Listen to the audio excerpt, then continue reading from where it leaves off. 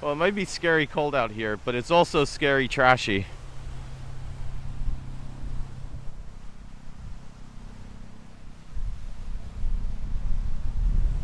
That is a lot of trash, so let's get picking.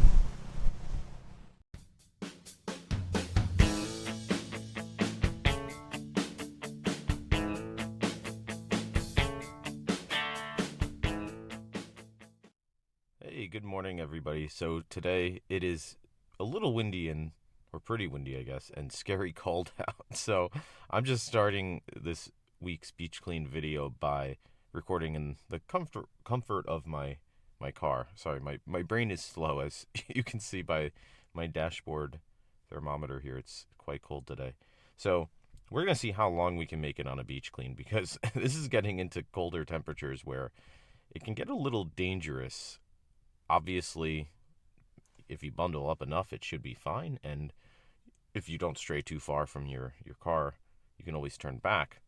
But you always want to take precautions when it's super hot, super cold, super rainy, snowy, all those weather conditions. And it's definitely the cold version of dangerous weather today. But luckily, it looks like we got some sun out right now, actually. So I'm going to try to do an hour beach clean challenge today. And what I wanted to do was specifically this week try to collect all manner of footwear, shoes, and that sort of thing. Now, that might sound pretty random, but that's a very specific type of beach trash pollution that I've been finding really throughout my beach cleaning adventures. And certainly now that we're into winter, stuff that's churning up from runoff from local hills and stuff, and washing around from all sorts of places as tides go in and out, and storms again wash stuff sort of down to the water. So, yeah, we're going to do about an hour hike, see how many shoes we can collect. I'll include sandals and that, and flip flops, that sort of thing. No idea how many we'll find, but uh, yeah, we'll see. So let the shoe counting begin, and see what we can come up with, and bundle up because it's a cold one out here. All right, so we're doing a bit of an audible here because as I started my beach clean hike, I turned the bend in this cove where I often beach clean, and the wind just hit me in the face, and that got me thinking in terms of what I was just talking about with dangerous conditions.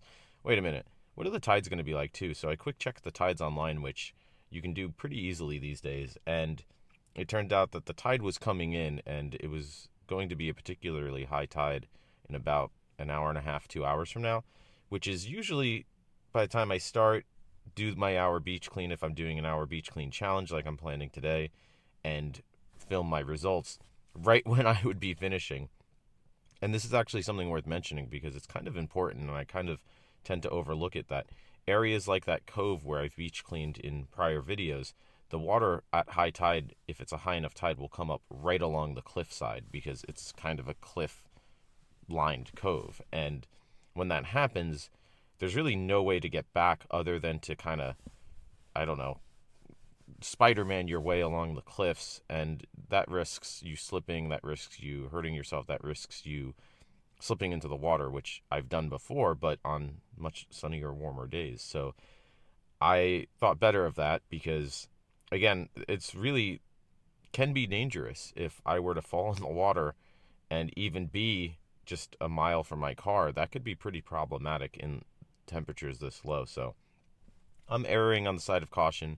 Decided instead to drive a mile or a couple miles away to another beach that I know the beach front is flatter. So the high tide, it's flatter at the water, but it steeps up more near the cliffs here.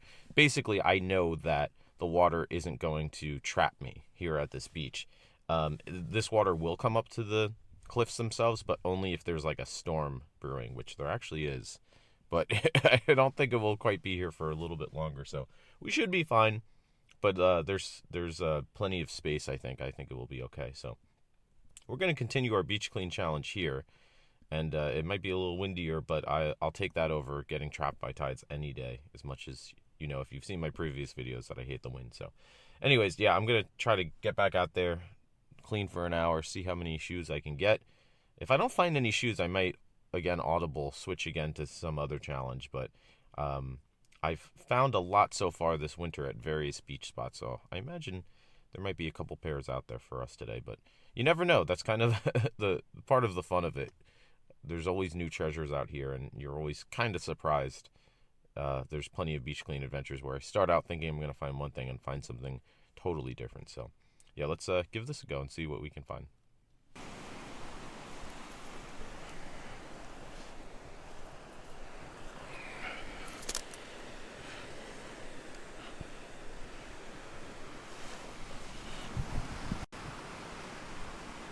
Wow. So it looks like there was a bunch of trash dumped here. And unfortunately, lots of bottles, foams, and tennis balls.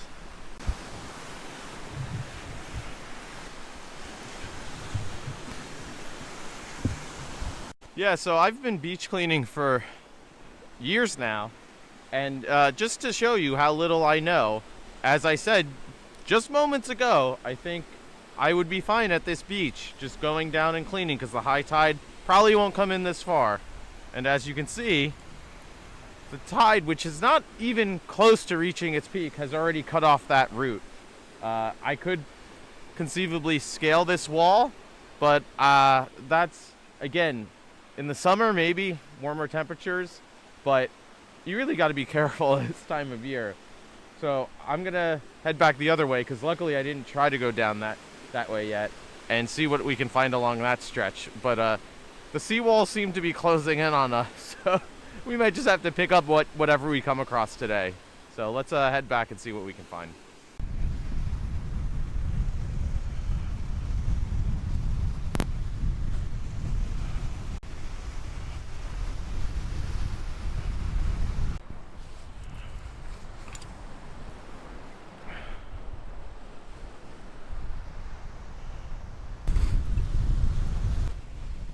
Well, there's good news and bad news.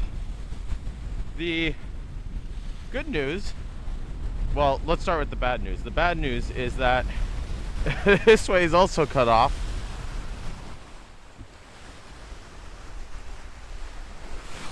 Or at least it's about to be. Like I said, I have no desires to get trapped on that side of the tide line. The good news is there's plenty of trash to collect on our way back, and pro beach clean tip: if you're headed out in one direction and planning on coming back in that same direction, you're likely to find more than enough trash that you can't even carry it at all. So might as well wait till your trip back, because why would you carry more weight with you, right? Just my opinion, but we're gonna get a full bag for sure. For anybody who wants to know the definition of scary cold, it's this. It's exactly what this looks like now. But you got to keep warm in these temperatures. So, fashion statements. Well, I suppose this is a fashion statement, but I was going to say now's not the time for them. Warmth is what's key and important out here. Well, it might be scary cold out here, but it's also scary trashy.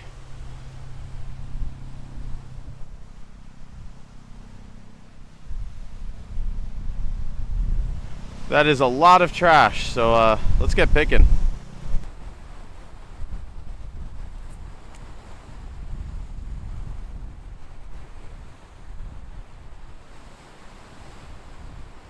Woo! Looks like we got one. Oh yeah. That's a shoe for sure.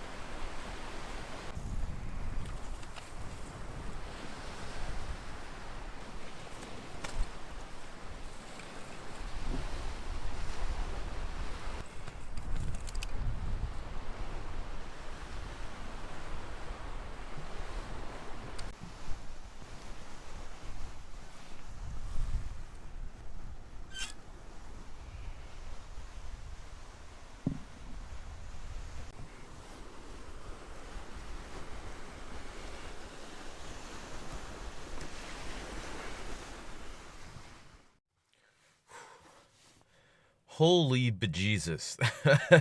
That was definitely the coldest beach clean of the year, and probably in my top few coldest beach cleans. Again, there's so many factors involved when you're trying to just go out and do a little bit of delittering, right? Trying to pick stuff up.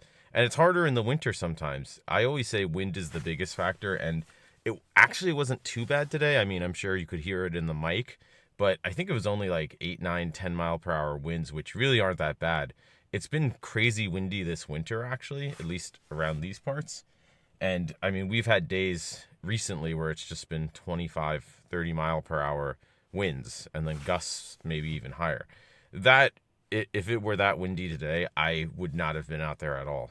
It just cuts into you when it's at this cold of a temperature. So, yeah, I just want to say that for the record to disclaimer, because a lot of people in the summer, it's easier, and even fall and spring, to get excited and go out and do some beach cleaning. But you really do have to take the weather into consideration this time of year, because one of the things that I hate to see is people get excited about beach cleaning and trying to help their local marine environments, and they go out and they have a terrible time because of the weather. Again, because they get trapped by tides or just the wind or rain or snow or whatever the case may be.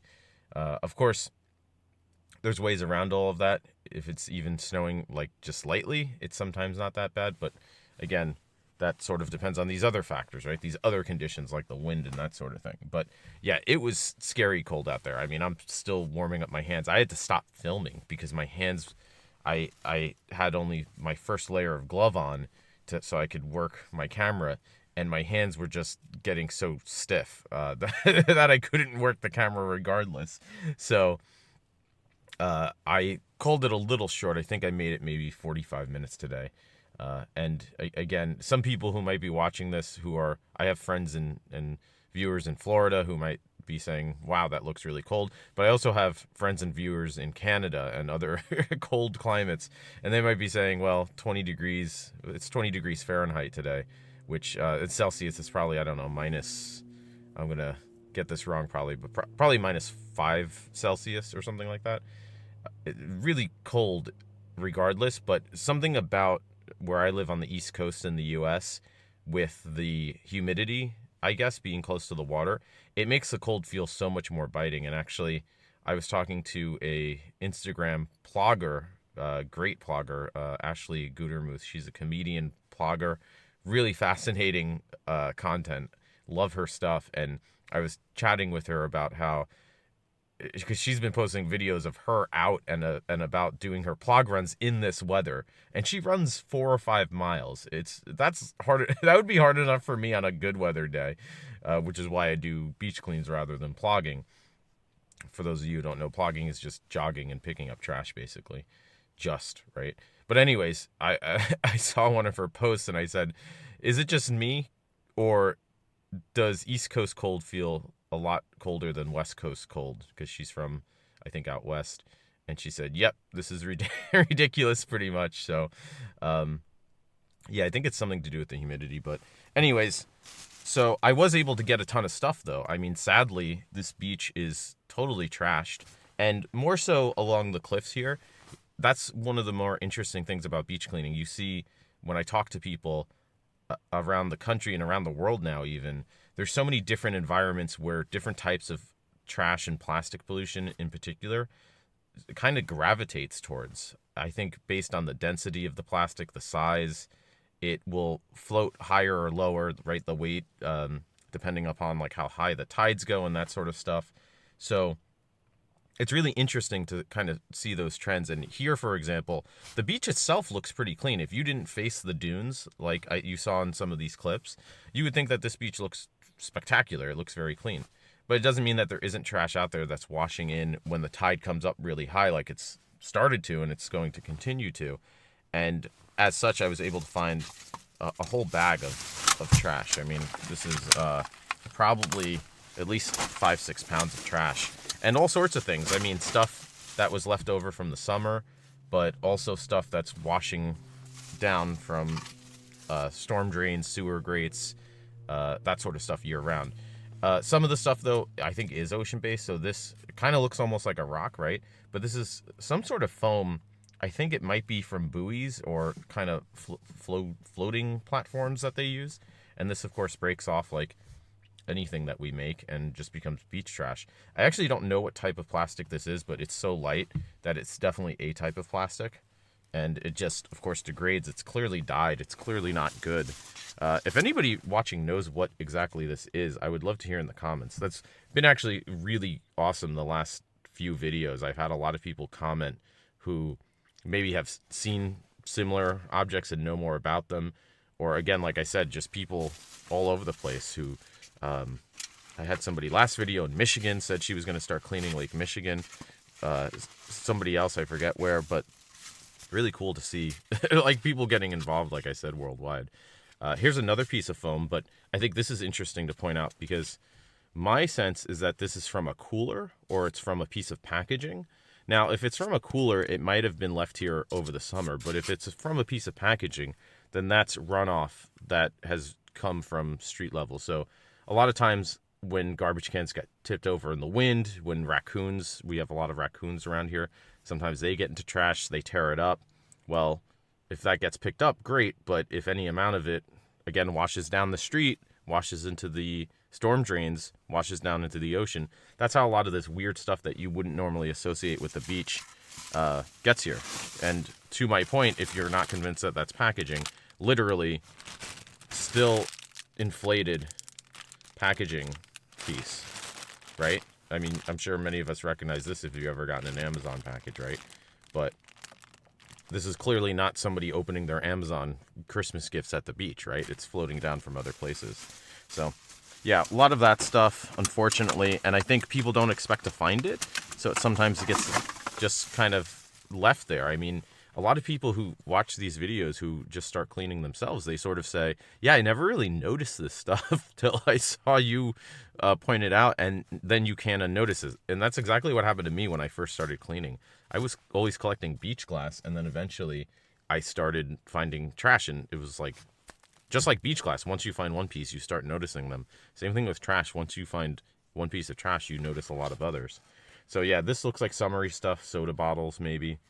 Again, this is just now degrading into marine habitats, which brings all sorts of problems. I mean, some of this stuff animals will get tangled in, like the more rope type stuff and fibers, but a lot of it just breaks down and is just toxic for these natural habitats, right?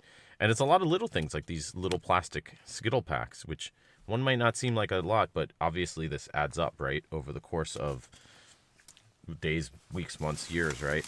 And if nobody's picking it up, then it's left there to degrade, right?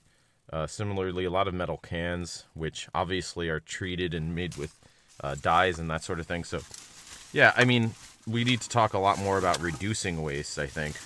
But in the meantime, it's also good to just take out what's already here. And as you can see, this buoy stuff, which is clearly some sort of nonsense plastic. It's almost like a puzzle piece here. But this breaks off from wherever and just becomes trash as well, unfortunately. And so I don't want to belabor this episode because I am quite cold and I want to turn on my car and get some heat going. But there's just a couple other things I wanted to show you. Pretty much the bane of my existence at this point, which are tennis balls. I did a video back, I think over the summer, where I found like 50 tennis balls in one afternoon clean, and then I said, I wonder how many I could find if I focused. And I think in just an hour at this other beach, I collected like 130. So I find these everywhere, from dog parks and people knocking them off their fancy private tennis courts along the water, not going down to pick them up, obviously. And these, again, you might think, oh, a tennis ball, that's just a ball, right? But, you know, they're treated with all sorts of chemicals, obviously, as well. The fibers, I know, break down, and there's all sorts of synthetic materials involved in those.